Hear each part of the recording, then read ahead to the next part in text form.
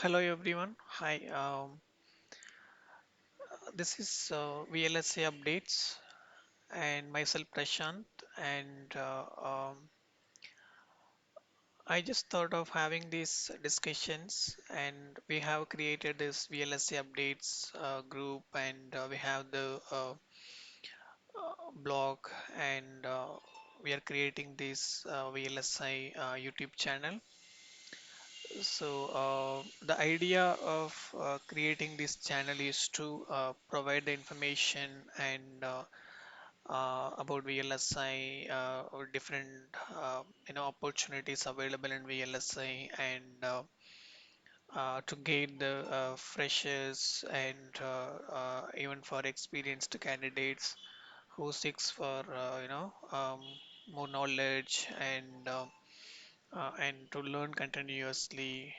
So and also I would like to add more support to the VLSI aspirants who is interested in seeking knowledge in VLSI domain, and there are a lot of questions about where to begin with and how to begin with and what to do and which one to choose, design or verification or the validation or the APG, ASIC, emulation, physical design, analog layout. So there are a lot of questions, and so um, I thought it would be interesting, if you know some low-level informations and what happens in each domain and what are the skill sets are primarily used and how I'm going to build my career in each in this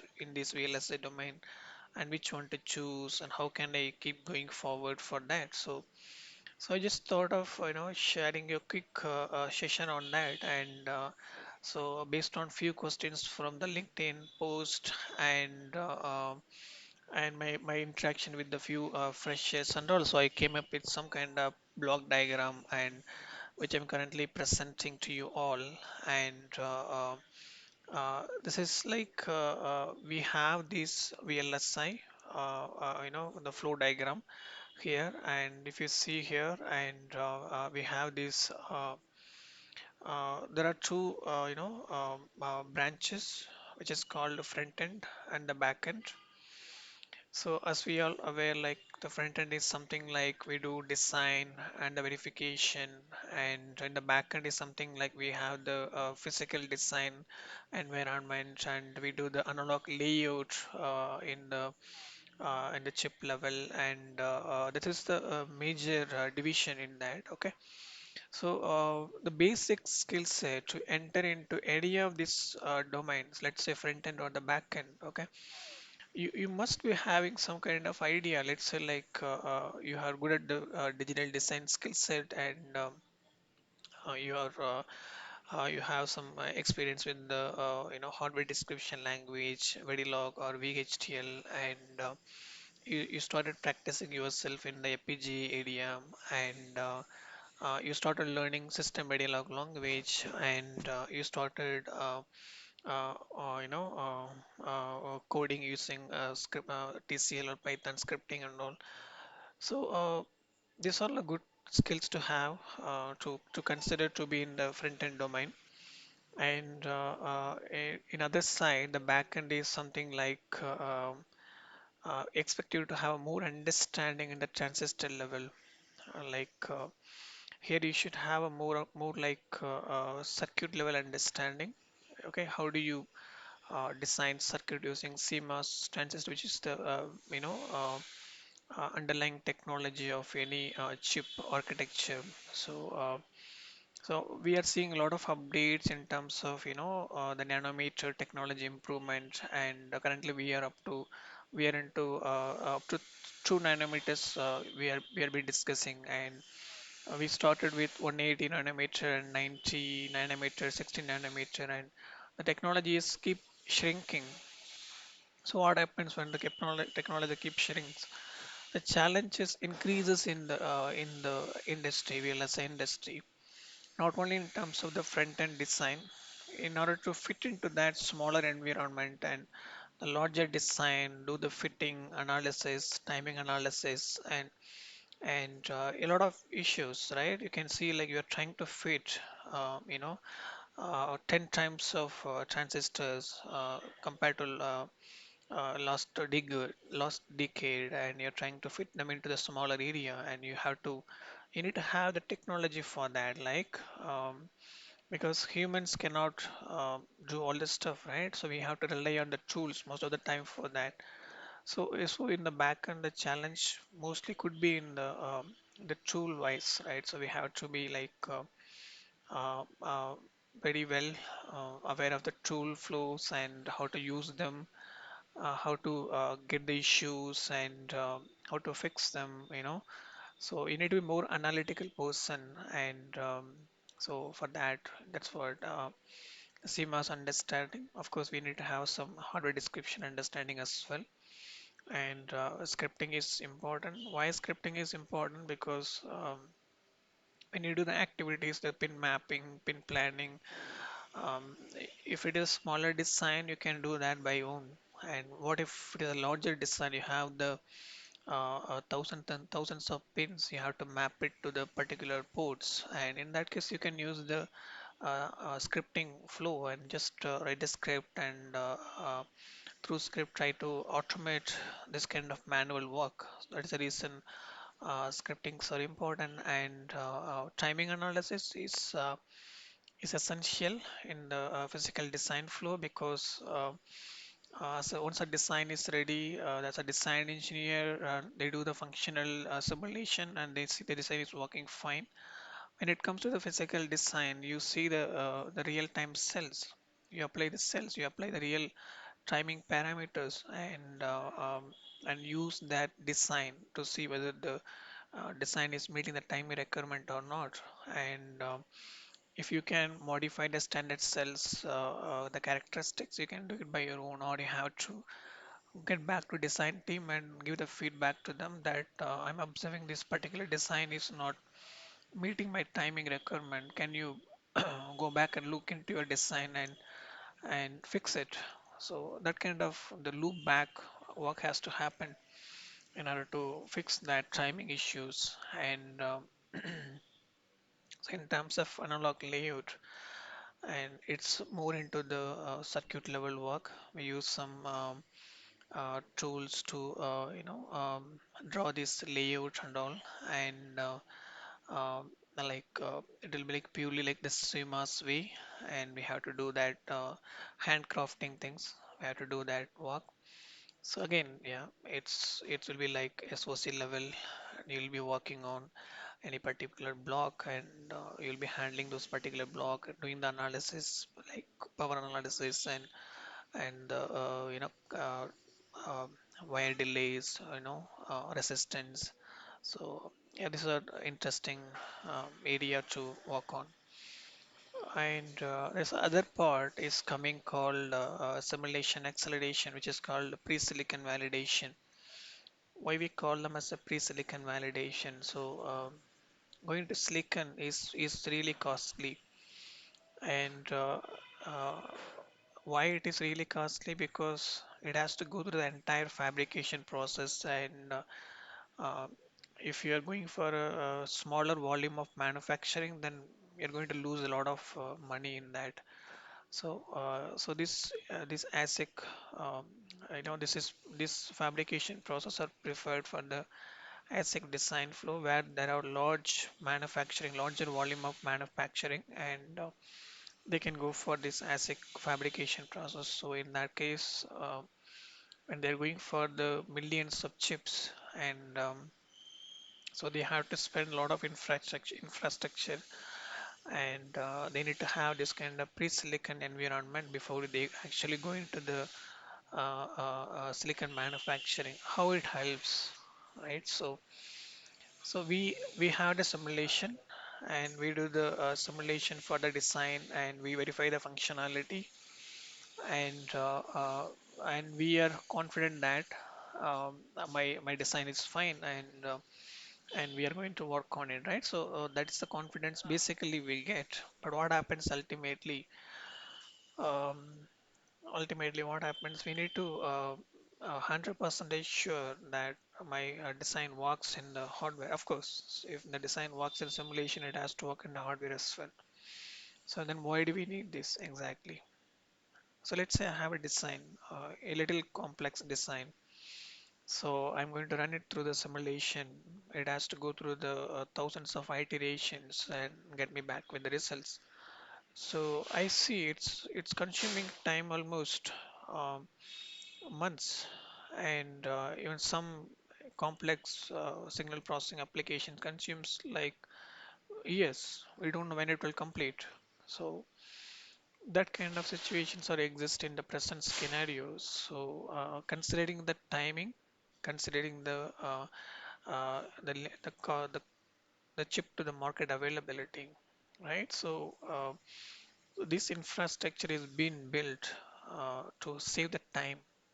It's not like we are going to replace the simulation verification with our hardware verification. We are not going to do that, and that's not our goal. And here we are going to accelerate the simulation verification. We are going to run the test cases. We are going to verify the chip uh, in very shorter time, very shorter period. That's a primary goal of having these things. And we have the emulation platform, we have the prototyping platform, we have the virtual prototyping platform. So this is called pre-silicon validation environment. Any chip in manufacturing, any chip industry must have this infrastructure before they go to the actual silicon environment. Okay, so we'll come back maybe to understand the significance of these in more detail so that it will be very clear to all of you. And we have this post-silicon bring up. Once the chip is available, there should be a team to work on that and to work with the software and the embedded software and the hardware and do all the if you are building a chip mobile processor, you need to check the OS booting and run the software applications and see everything is functioning as expected, right? So there will be a post-silicon bring-up team to release the chip finally to the customers. So that's the overall idea here. So now let me come to your concerns, like which one to choose, whether I need to go for a design or verification or a physical designs or analog layout or the pre-silicon validation or the post-silicon validation, which has more scope in terms of money, in terms of learning, in terms of career growth, right? So there are a lot of questions about all these things and how it is going to help the people in understanding all these things. So so again, you can develop any of the skills at any point of time, and you can learn the digital design. You can practice your hardware description language. You can spend time in understanding the PG architecture and you can work on the system Verilog and the UV methodologies, and you can develop any skill set you wanted, and then you can choose to go to the domain you like it exactly.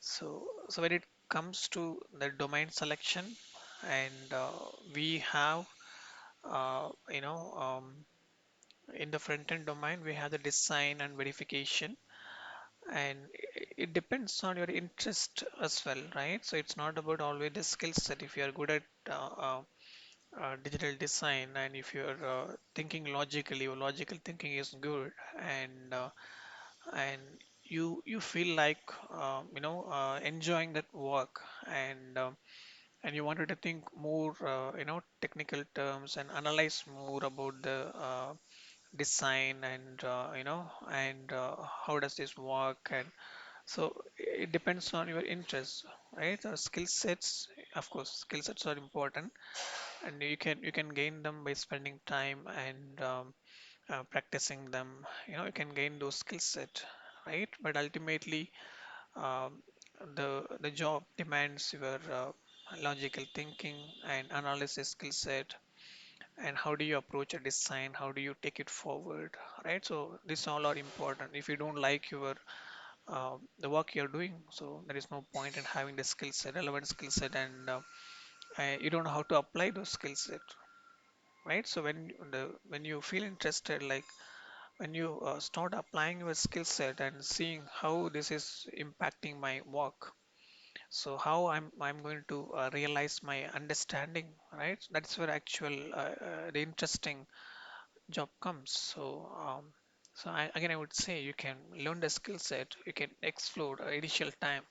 Let's say you're junior, you get some chance to work on some front end or the back end area. Just let us explore. Let us not decide I want to be a back end engineer, I want to be a front end engineer, I want to be emulation engineer. Let us not decide it. Let us explore and let's find out and which is my interest, right? Is it keeping me excited or not? So how am I going to do this work? Will I be enjoying this work or not? So you can explore the different options till 2 years, 3 years. You can explore the front end area and the back end area, understand what design engineers does and what the physical design engineer does, and which one I want to go for now. Then you choose. Like after once you have the enough skill set, you can choose to change your domain wherever the domain you want, and you can start building your understanding on top of that, and that's how the career moves, right? So be open to learn. Don't limit yourself that I'm a front end engineer at the early stage. It's not decided, right? You explore it and then you decide that I want to go for a front end. Yes, I am interested in design. I mean, I can do better in verification. Yes, let me go to the verification. I can do the plan. I know the design. I can do the test plan. I can create a test bench, right? So you can go in that areas. Okay.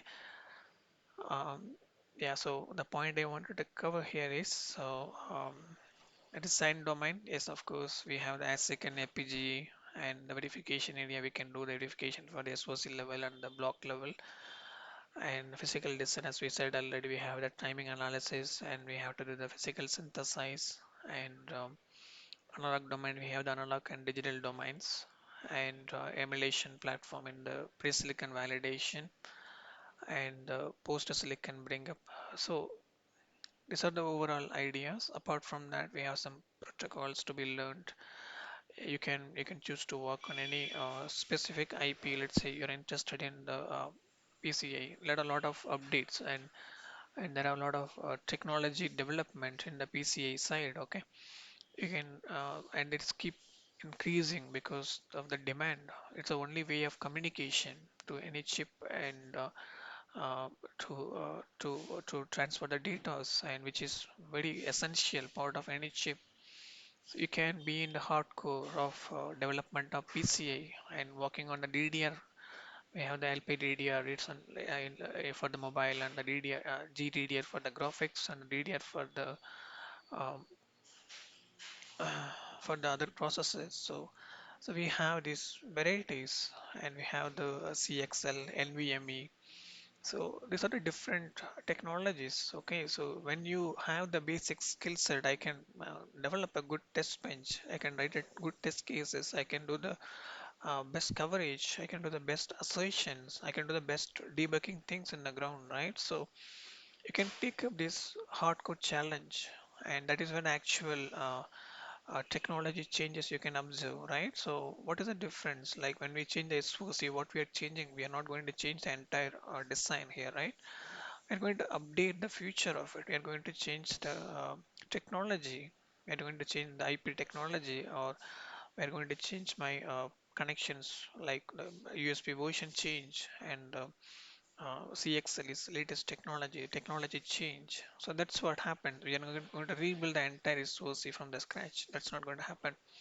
We are going to upgrade ourselves and we are going to work on it. So it's important to put us into that hardcore technology area where we can stay connected with the technology and learn those things and be a challenging in the environment. And so that's what is going to make us more interesting into the VLSI domain, right? So which is very important, of course. right? So on the other hand, how the APG helps, of course, APG is accelerating the hardware activities, and without that we cannot realize like we cannot always go for the ASIC.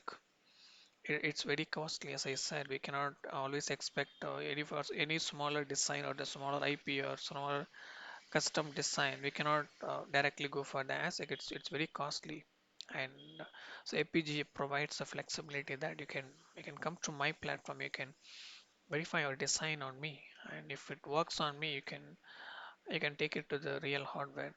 Right? That's what the actual pre-silicon validation does, which is for the bigger designs for the SOCs and all, right? So for SOCs, it will be having the billions of gates, billions of logic gates. We cannot fit into the one or two FPGAs. That's what the emulation platform comes, which will have multiple number of FPGAs interconnected together, and how they are connected, right? So and you can place your design over there, and you can do the verification.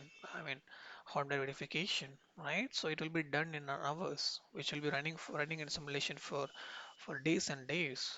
It saves a lot of time, right? So it like the initial effort is to create that infrastructure. Once the infrastructure is up, we can put any design onto an emulation platform, and do the validation and do the verification, hardware verification, right? So that FPG brings up, right? You can develop your smaller designs, like which will have millions of gates. I don't want to go and spend time in the pre-silicon validation platform. Let me go to my FPGA board. I have the hardware board there, so I can put my ASIC design into my FPGA. I can I can put my ASIC design into my FPGA, and I can start seeing what's happening. So that I can do, and that's a easy way to do as well, right? So yeah, having a knowledge on FPGA and working on the real hardware gives a different experience in that case. And ultimately, you're going to accelerate your custom design into the real silicon. So that's the reason most of those companies prefers FPGA for smaller designs, and for bigger SoCs, of course, they have to go to the emulation platform. That happens. Verification won't change, and you always keep the methodology for the IPs and the SOCs, and you work on it. And hardware engineers different, right? So that's how things happens in the industry point of view. And um, apart from that, we'll be having different protocols. But being in the entry level, what your primary focus should be like. Uh, to get into any of the VLSI domain, and start learning and start understanding things, start building knowledge, right? So skill set, you can always build your skill set, right? And but knowledge comes when you spend, when you apply your skills and in the real time, and understand things. Okay, so that's where the knowledge comes. And so you have to focus on learning initial time, and explore different areas. And before you choose, I want to be the front end or the back end engineer, you have to experiment yourself a lot, and choose which one to go for, right? So that would give you the longer career standpoint of view. And I have been hearing a lot of questions, and regarding the college, which college I'm coming from, whether I will get an opportunity into the VLSI domain or not. And there are a lot of questions, and but yeah, if you're trying to enter into that, if you keep practicing your skill set, you can definitely enter into any of the VLSI oriented industry. And if you have any dream companies, like product companies, of course you can work very hard to get into that. And once you have enough confidence and the skill set and the knowledge, of course you can try and crack that opportunity, that you can definitely do it. And apart from that, This is my first, session, and maybe you haven't seen my face. Let me um, come to and show my face here.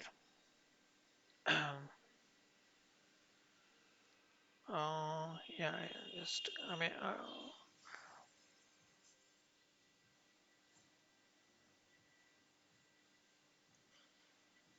just okay. I think yeah,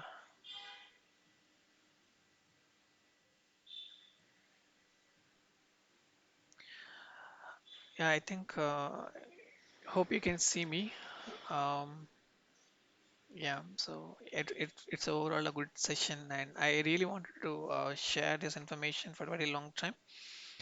Somehow I find some time. I really happy that I did share with you all, and uh, let's focus on the area and the skill set that we want to develop and work on it and get into the right area and start building our career. So there are a lot of opportunities out there, and we will be keep creating the opportunities. So let us stay focused and